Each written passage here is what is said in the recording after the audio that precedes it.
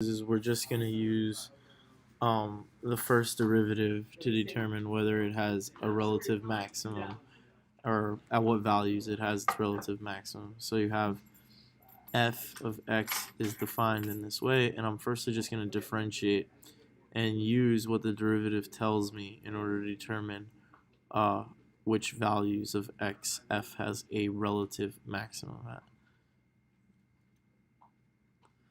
So f prime x is equal to. So here we have a product, so I'm going to do product rule. So the derivative of e to the negative x, right? Imagine e to the u. The derivative of e to the u is e to the u times the derivative of u. In this case, u is negative x.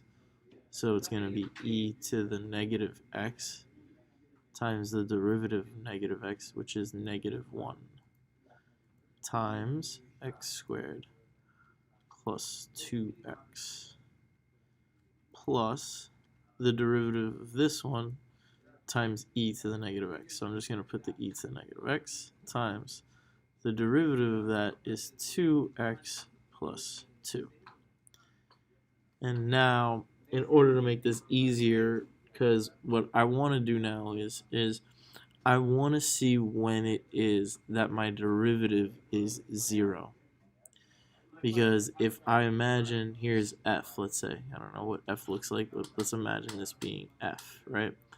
I want to determine these values. These are that's a relative maximum, this is a relative minimum, this is a relative maximum, a relative minimum, and so forth and so forth.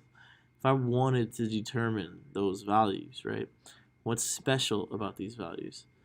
The slope of the tangent line is 0. So I want to find out the derivative, remember, gives me slope of tangent line.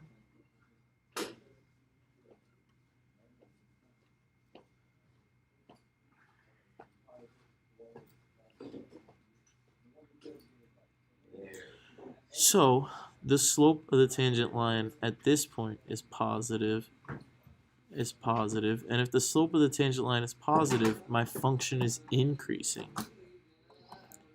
So what I have here is I want to find out, first I want to find out when is it that the slope of the tangent line equals 0, and I'll use the fact that wherever the derivative is positive, my original function is increasing, and where the derivative is negative, my original function is decreasing, to find relative maximum. Okay, so let's find out first where this equals 0. To do that, I'm going to do some algebra. So this is a negative 1 here, right?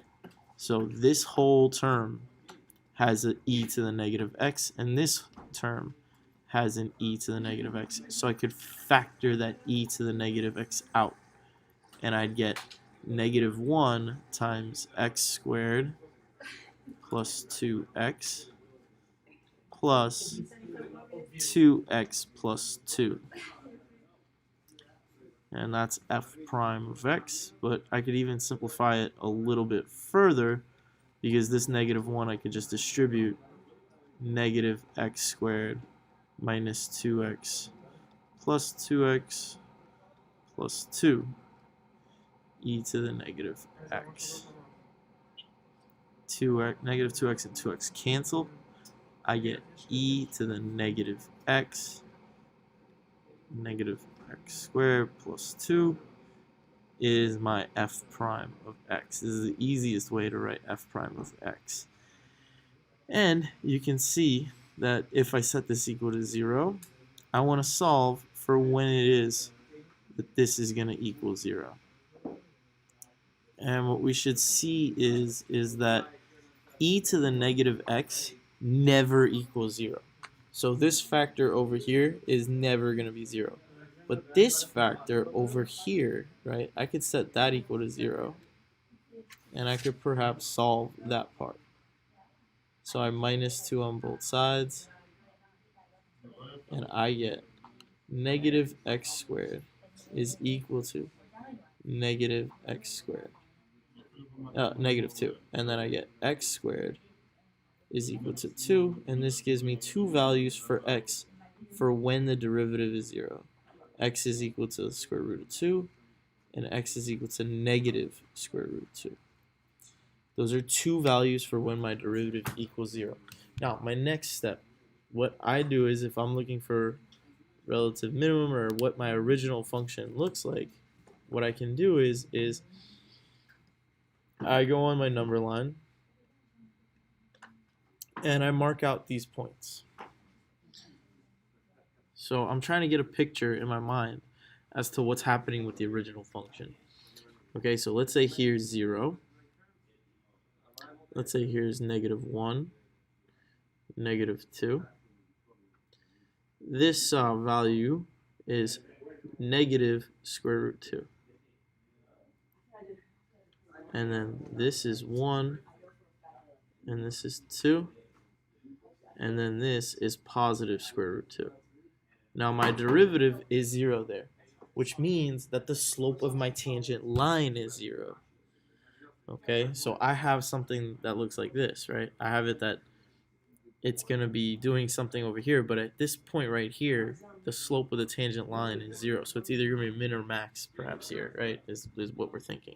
But let's see what happens. So if I plug in negative 2 into my derivative, remember, okay, if the derivative is negative, if f prime of x is less than 0, then f is decreasing. And if f prime of x is greater than 0, then f is increasing. Okay? So using these two facts, okay, I can get a good picture of what's happening. So basically, if I plug in negative 2, it's going to tell me what's happening everywhere to the left of the negative square root of 2. So let's plug in negative 2 into this. So here's f prime of x. And if I plug in negative 2, this factor over here is always positive. And if I plug in negative 2 here, negative 2 squared, and then there's a negative on the outside, plus 2 is going to give me positive 4, and then it's going to be negative 4 on the outside, so negative 4 plus 2, it's negative. That means that my function is decreasing. So here's where negative 2 was. Decreasing all the way up to this point right here. So my function looks like this. It's going down, down, down, down, down, down, down, and then the slope of the tangent line needs to be 0 at this point, so it stops. We don't know. And then let's see what happens in this interval from negative square root 2 to square root 2. So I plug in any value between negative square root 2 and square root 2, which like 0. So 0. If I plug in 0 into the derivative, I get positive 2. So then that means that my function is increasing on this entire interval. So that means that this point at negative square root 2 is a relative minimum. Relative minimum. And it's going to be increasing, increasing, increasing, increasing, increasing, and then it flattens out again at square root 2. But now it could keep going to increasing like that. But it could also change its direction and go like that. We don't know yet. So let's see. So I plug in a value to the right. Any value to the right of square root 2 into my derivative. And any value to the right of that is 2. And I only care about this factor because this factor is always positive. So it's going to be 2 squared negative. It's going to be 2 squared and then negative times negative 1 plus 2. So 2 squared is 4 times negative 1 is negative 4 plus 2 is negative 2. So the whole thing is negative. That means that it's decreasing all here. And my function, it looks something actually like what I just sketched. This is the general shape of what this curve probably will look like.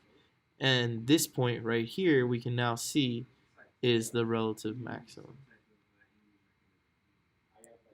And which one indicates that? So the relative maximum is at only the square root of 2. This is a relative minimum.